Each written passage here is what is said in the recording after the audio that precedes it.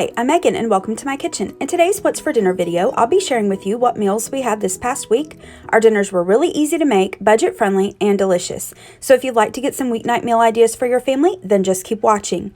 And also, you'll want to stick around until the end. I hit 500 subscribers this past week. Thank you so much.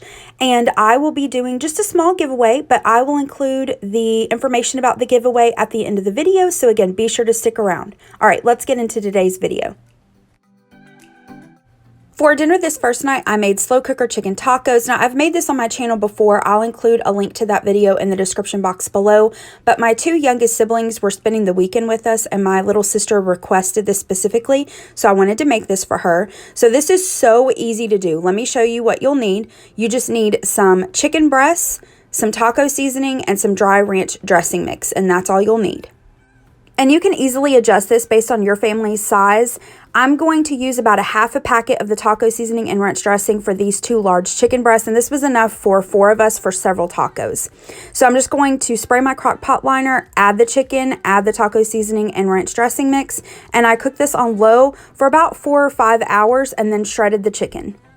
And here's my finished plate. Here I have the shredded chicken on some fajita-sized tortillas with the toppings of my choice. And then I made some copycat Taco Bell cheesy fiesta potatoes. These are so quick and easy to put together. You basically just take some russet potatoes, chop them up, season it with some seasoned salt, taco seasoning, place them in a 400-degree oven for about 40 minutes. And then you'll take them out and then top them with some nacho cheese sauce, sour cream, and diced green onions. Dinner was delicious. For dinner this next night, I made 2 recipes from 2 different cookbooks. This is part of a cookbook collab. I will include the link to my video for that in the description box below, so be sure to check it out to see how I made this camper stew and peach cobbler. For dinner this next night, I made Philly cheesesteak sloppy joes. Now, I did include this in, I believe it was my first What's for Dinner video, but it was awful. I lost like all the footage. I was so frustrated with it. So I wanted to go ahead and make it and actually share with you this time how I made it. So first, I'm going to start with some potato wedges. I'm going to make that as my side dish. I just have a couple of russet potatoes that I've washed. Here, I'm just slicing them into wedges and I'm placing them into a bowl. I'm going to add a little bit of oil and some salt. And then you can season these however you like. I'm choosing to do some pepper, garlic powder, onion powder, and some paprika. And I'm just going to season that really well, toss them around, and then I'm going to place them into my air fryer for 400 degrees. And I'm going to cook them for about 15 minutes, and then I'll toss them and cook them for another 10 to 20 minutes. It just depends on how thick your potatoes are and how crispy you want your potato wedges. Now to start on my sloppy joes, in this medium skillet over about medium heat, I'm going to add a little bit of oil and then my vegetables. So I have some diced onion, diced green bell pepper, and mushrooms. And I'm just going to add that. And if you don't like any of these mushrooms, you can totally leave whatever you don't like out. I'm going to add just a tiny little bit of salt. That just helps it break down a little bit. And I'm going to cook this for about 5 minutes until they start to soften. Now, I am using ground turkey instead of ground beef. You can use whatever you'd like. And then I had already browned up this ground turkey. I was afraid it was going to go bad on me, so I went ahead and browned it up. If you're using just like regular raw ground meat, I would suggest you add the ground meat in with the vegetables and let them cook all together. And then I swear these Philly cheesesteak sloppy joes are cursed because I filmed me adding everything and I lost the footage again. But all I've done here is I've sauteed the vegetables, I've added in the ground turkey, and then I'm going to add in a little bit of beef broth. I just used some water with beef bouillon, Worcestershire, some A1 sauce, ketchup, and then a little bit of extra garlic powder, salt, and pepper. I'm just going to stir all of that together and then just allow that to simmer while my potato wedges are finished cooking.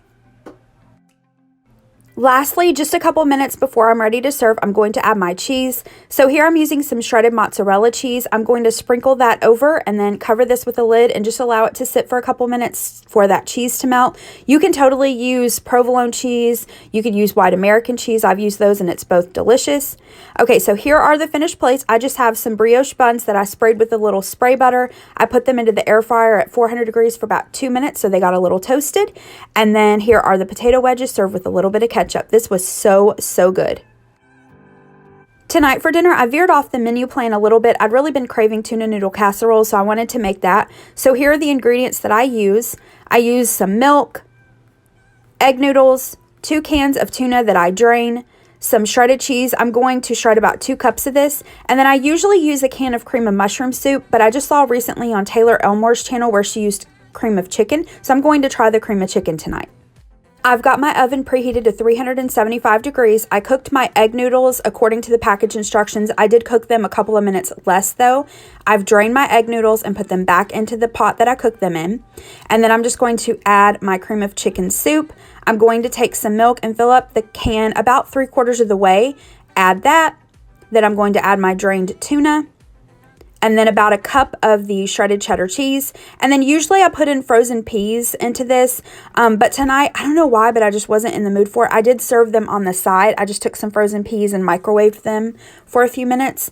So I'm just going to mix that together. I did taste this and add a little bit of salt and pepper. You can use whatever seasonings you like. I'm going to place this in a greased casserole dish and top it with about another cup of shredded cheese. And then I'm going to place this into the oven and cook this for about 20 minutes. Really, you're just wanting to warm it all the way through and melt the cheese. And here is the finished casserole. And a quick note about this casserole, instead of sprinkling the cheese on top, you can also do breadcrumbs or crushed up plain potato chips. I've done that before and it's really good.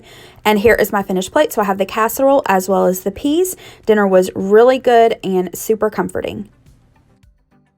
For dinner this next night, I was craving pancakes, so I made those. Sometimes I make pancakes from scratch. Sometimes I use a mix. It just depends. You can totally use your favorite recipe or box mix. Today, I'm using this Krusteaz protein mix. I had this in my pantry, and I want to use this up. This is actually really good pancake mix, and it's healthier for you than regular pancake mix because it does have the extra protein. I know a lot of people use and love the Kodiak pancake mix, and we've used that before and really like it as well, but we like the Krusteaz better. I feel like the Krusteaz tastes more like regular normal pancakes than the Kodiak pancakes do. You know, when you eat the Kodiak pancakes, you can tell that they, have the whole wheat, but these Krusteaz pancakes are really good. So if you haven't tried them, I recommend this mix. And to make the pancake batter, I'm just going to follow the instructions on the back. So I'm adding about 1.5 cups of pancake mix. This made about 8 pretty good sized pancakes. I'm going to add enough water to make it the consistency that I want. And then I just like to add a little splash of vanilla. You're going to give that a stir. You don't want to overmix it. And then I'm going to set it aside for a couple minutes. I like to make pancakes on my electric griddle, so I've got that heated up. I'm going to get started on my meat. So here I have 2 Johnsonville sausage patties that I'm going to cook up. This is the Vermont maple flavor. And then I have a few slices of bacon that I'd already cooked and that was in the fridge. I'm just going to crisp them up by cooking them for a minute or so on each side. While my meat is cooking, I'm going to go ahead and get started on my scrambled eggs. That way they're ready when I'm ready for them. And how I make my scrambled eggs is I just take some eggs, I place them into a bowl, I add a little bit of salt, and then I like to use some of this Tony Chachere's seasoning, and then a splash of milk. And then I take a fork and just mix that up really well together. And then, like I said, I'm just going to set that aside until I'm ready for it.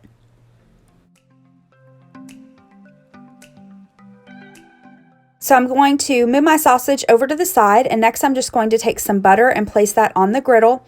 And then I like to take a little 1/4 cup measure. I feel like that makes a good sized pancake. And I'm going to place the batter onto the griddle. And then you just want to cook these until it's kind of golden brown on the first side. And you'll see that the top of the pancake will have little bubbles in that. And that kind of lets you know that it's time to flip it. And then when I flip mine, I like to use my spatula. And then I like to use a smaller spatula just to kind of help me so I don't, throw pancakes all over the place. So once they are golden brown on both sides, I'm just going to remove them to a separate plate.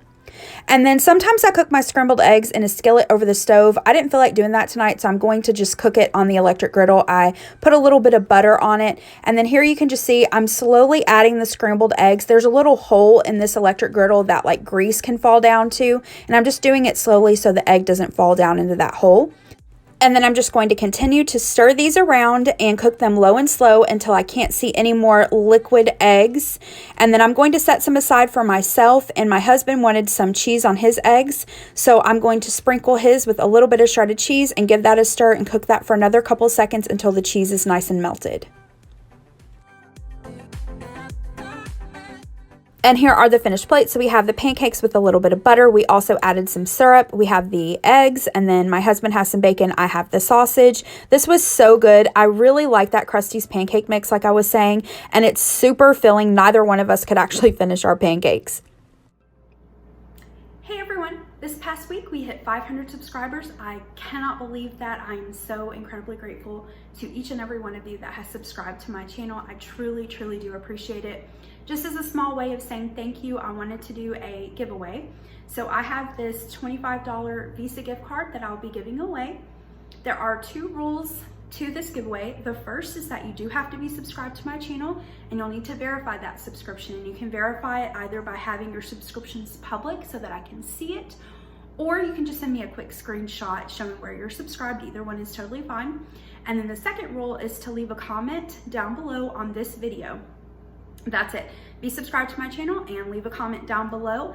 And the giveaway will be open until January 31st at 9 a.m.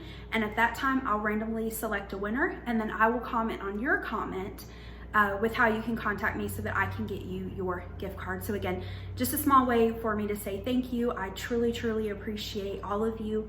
And I will also be doing a giveaway when we hit 1,000 subscribers, so be on the lookout for that.